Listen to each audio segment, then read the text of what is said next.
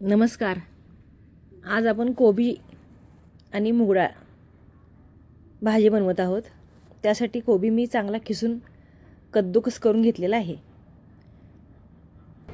Online फॅमिलीचं आईच्या चॅनलवरती स्वागत आहे. आता हा कोबी आपण पिळायचा नाही, काही नाही. ह्या 2 मिरच्या आपण कट करून घ्यायच्या आणि ही मुगाची डाळ आहे, ही भिजत घातलेली आहे अर्धा तासासाठी. लसणावर आज आपण फोडणी टाकणार आहोत. लसणाच्या 5-6 कुड्या आणि ह्या 2 मिरच्या खलबत्त्यात चांगल्या कुटून घ्यायच्या आणि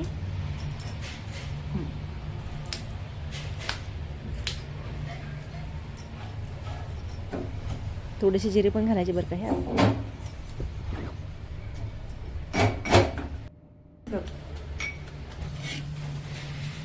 आता एका पॅनमध्ये मी थोडंसं तेल घेत आहे. हे गेले जिरे,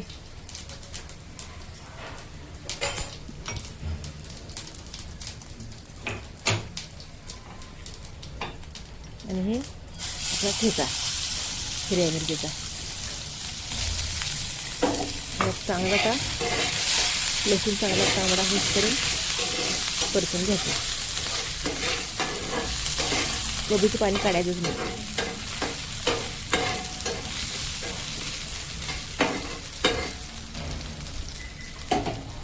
आता ह्यात ही कोबी टाकायची. अशी मस्त रसभरी लबलबीत कोबीची भाजी भाकरी, चपाती, भात अतिशय उत्तम चव देते. मंद आचेवर ही भाजी चांगली आलटून पालटून घ्यायची. दिलेली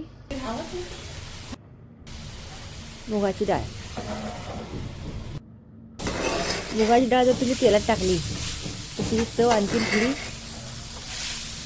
कुरकुरीत तयार होते.